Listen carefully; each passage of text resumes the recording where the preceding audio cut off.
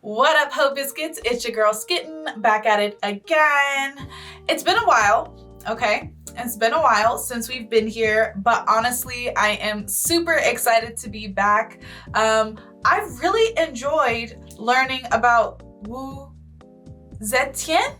Is it Zetian or Zetian? Because like part of me wants to say Zetian, but I think it's Zetian. Okay. And honestly, I'm probably saying it wrong anyway because I am not Chinese. Believe it or not. Wu Zetian is one of those historical figures that as an American, unless I'm like majoring in Chinese history in college, I am not going to learn about, but she's so interesting. It really sucks that like she doesn't make it into any non-specialized history books. I believe in the third episode, we left off where Wu was really ingraining herself into the religious part of Chinese society. She beat the allegations of witchcraft, okay? She beat the allegations of witchcraft. You know, her detractors were all like, she's a sex demon. And she was like, ha, I am. No, I'm just kidding. You know what I mean? But so she's beat the allegations of witchcraft. She's essentially made it so that like she is integral to the religion, and honestly, now is the time when her power is going to be at its greatest. So I'm excited to see what she does with it. They talked a little bit in the beginning of the last video about how she was definitely being haunted by the ghosts of those women that she took out in her ascent to the throne. So I'm really curious to see if that's something that's going to continue to plague her as she reigns as emperor. You know what I mean? Like, is this a Christmas Carol kind of haunting where it just happens for like one night and is done? Or is this like a perpetual thing and it follows her from place to place? You know what I mean? You feel me? Y'all feel me. I hope you guys are doing well. I hope you guys are staying safe and sanitized. I am super excited to see what this video has in store for us. So without further ado, let's go ahead and get started. Luoyang, December 27th, 683 CE. Okay. There are strange signs and omens in the capital. For within the palace, Emperor Gaozong lies dying. Already, his massive mausoleum being built. His heir was selected, though not without difficulty. So many misfortunes and cruel misadventures had befallen his sons of late. But he did have an heir. And on that young man's shoulders would rest the legacy of Gaozong's reign. The ongoing war in Korea, border clashes with the Tibetan Empire, military backing to the exiled emperor of Persia, and a dangerous and complicated religious situation where multiple faiths vied for imperial favor. However, Gaozong closes his eyes reassured, because despite his son's youth, the true ruler of China would be the same one that's been ruling it for decades. Ready to pull the strings. The woman behind the curtain, destined to one day join him in that great mausoleum. Hell Empress Wu Zetian.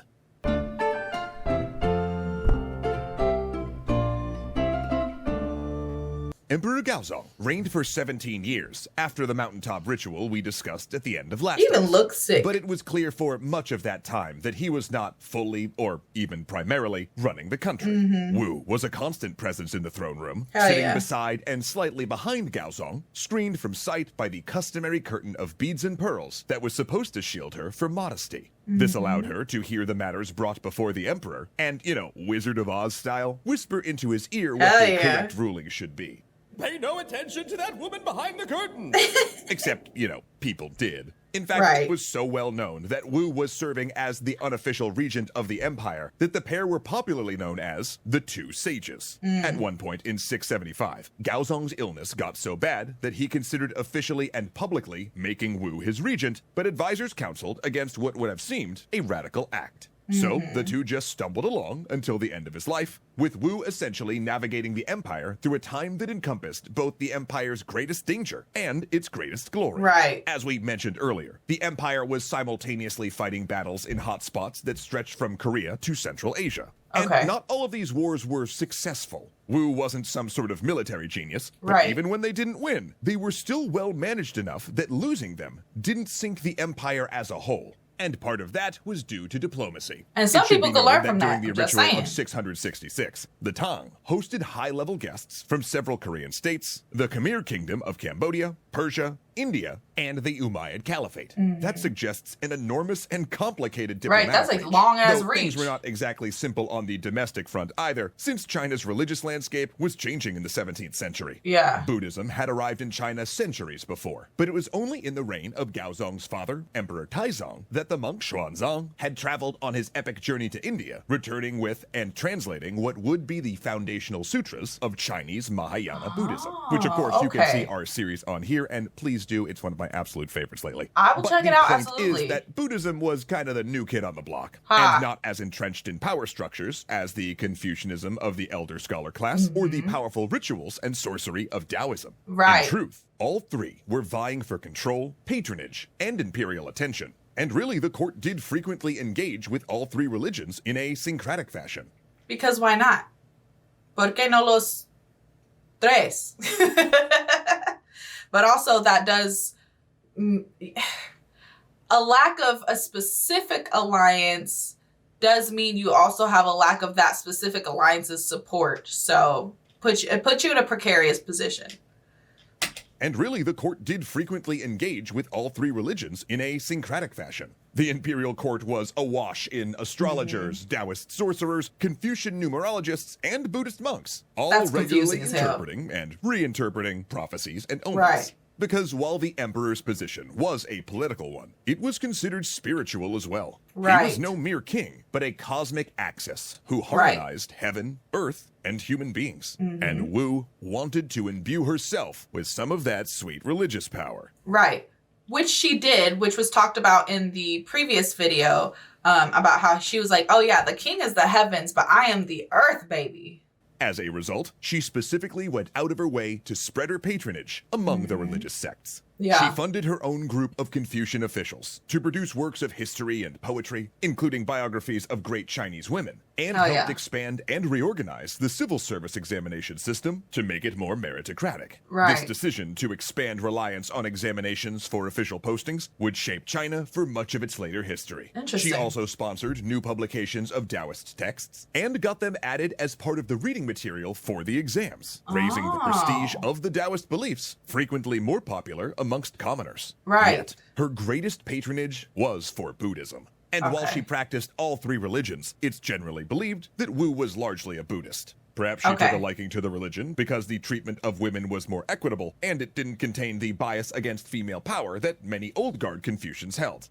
Is this like a Mulan reference? Because it kind of looked like a Mulan reference. Despite making several bequests to monasteries in both her and her husband's name, her most lasting impact was on the Longmen Grottos, a series of limestone caves where Buddhists carved religious scenes. That work had already been going on for 2 centuries before Wu added to it, but the new caves she ordered excavated and carved initiated a new era of Tang-era statuary at the site. Are they still Wu's around? cave, I would love to see roughly the size of a church, was carved out largely between 672 and 674. And contains a 56-foot Buddha that remains an enduring symbol of China. It's considered some of the finest religious art from the Tang Dynasty. I would love to see that. That's so fucking UNESCO cool. World Heritage Site. Unusual for the era, it also includes a significant number of women amongst its carved figures. Hell These yeah. sponsorships of religious organizations successfully tied Wu to the divine power of the throne, Which cementing makes her sense. personally as possessing part of that spiritual legitimacy, rather than having it merely be a reflection of her husband. Right. Her husband, who again was gradually dying, with his succession uncertain.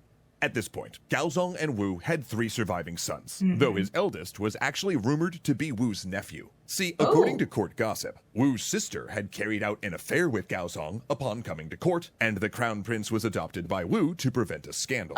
He'd also supposedly had an affair with her daughter, being Wu's niece. Man, Gaozong, why's everything gotta be all weird incest stuff with you? Anyway, both Wu's sister and niece then tragically died in a case of accidental poisoning. At which point, Wu unmasked their killers as the 2 brothers she hated most. Damn. Could they? Well, into the news. Therefore, when her eldest son, maybe nephew, the crown prince also died, traditional historians assumed Wu poisoned him. However, modern scholars now rule it was in fact natural causes. So their next son was named the crown prince. But he too fell to intrigue. After the royal couple's favorite Taoist sorcerer was assassinated, and a raid on the prince's chambers discovered a cache of weapons and armor suggesting a coup, he was demoted, exiled, and eventually forced to commit suicide. Oh, shit. So, When Gaozong died, it was their 28-year-old third son who took the throne. Damn, she done took out all her own babies. That's crazy. Cersei would never. As Emperor Gaozong, with his mother ruling as Empress Dowager and Regent until the mourning period was over. Or, you know, forever. Because within 2 months, it was clear that Wu had no intention of giving up her power to Gaozong. Right. In fact, when he and his wife Empress Wei tried to get him to displace Wu as an advisor in favor of her father, Wu essentially triggered a coup and expelled them. Gaozong and Wei were shipped to house arrest in the provinces, despite her being heavily pregnant. She gave birth on the road in deep winter, and Gaozong was forced to tear off pieces of his imperial robe to wrap the child in to prevent it freezing. Meanwhile, his younger brother now took the throne as Emperor Ruzong. But truthfully, by now the mask was off. A virtual prisoner in the palace, Ruzong's movements were heavily restricted, and his name and seal not used on official documents and proclamations. Due to his speech impediment, you see, Wu translated his orders. Now, at age 60, Wu Zetian, both literally and metaphorically, emerged from behind the curtain to rule in public. Right. She inaugurated her reign, or you know, her son's, with the Act of Grace in 684. They drew him looking so disgruntled. He looks so unhappy. But also, after a couple of decades, you know, of fucking running shit from behind the scenes, I could see being like, nah, I'm running this shit out in the open now. Okay, and you thought I was bad before. Wait till you see me now. Renaming many palaces and offices while changing the court regalia to make it more reminiscent of the early Zhou dynasty, which the Tang saw as an ancient golden age. Right. This came with a heavy program of criminal pardons, tax relief, charity, and religious leave for troops. Okay. She also hatched a recruitment drive, staffing a reorganized government with the able men that owed their elevation to her. There was a small rebellion by a religious leader who'd previously made a hoax claim of glowing light guiding him to a Buddhist statue, but she crushed that no problem. And to keep the people happy, she placed a great 4-chambered urn at the center of the capital. The first chamber was to recommend officials or legislation. The second was for complaints against the government. The third was to report acts of injustice. And the fourth was to denounce traitors. Not the snitches. Not they got a snitches corner. Okay. All right, Wu. I see where you're at. That 4th chamber gonna be getting busy real soon. All right. It's getting good, but also I know we're drawing closer to the end and I'm kind of sad about it.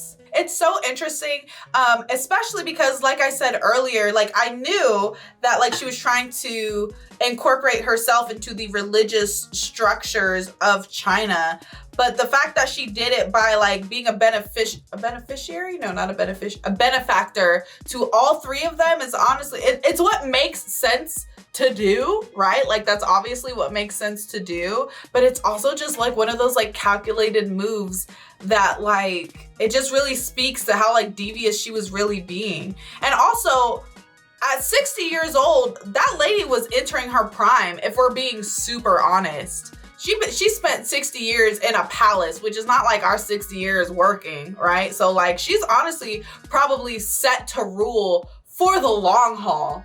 You know what I mean? Without some kind of like random ass coup happening. I'm interested to see. I think that there are only 5 parts to this. So the next part is going to be the last one. So I'm very interested to see what kind of note this ends on. You feel me? If you haven't already checked out the previous episodes in this series, make sure you go ahead and check those out. Also, make sure you check out my other extra history series. I have done so many of them at this point, and I've really enjoyed them. And I actually have a really fun one queued up next, which is part of why I'm like, I need to get this. I need to get Wu Zetian completed and out of here. Not because I'm not enjoying being here. I could be here for a lot longer if I'm being super honest, but because like the next one is gonna be so much fun. I hope you guys enjoyed the video. Don't forget to leave your reaction requests and recommendations down in the comments below. And other than that, peace out, Ho Biscuits. It's Skittin' Lit.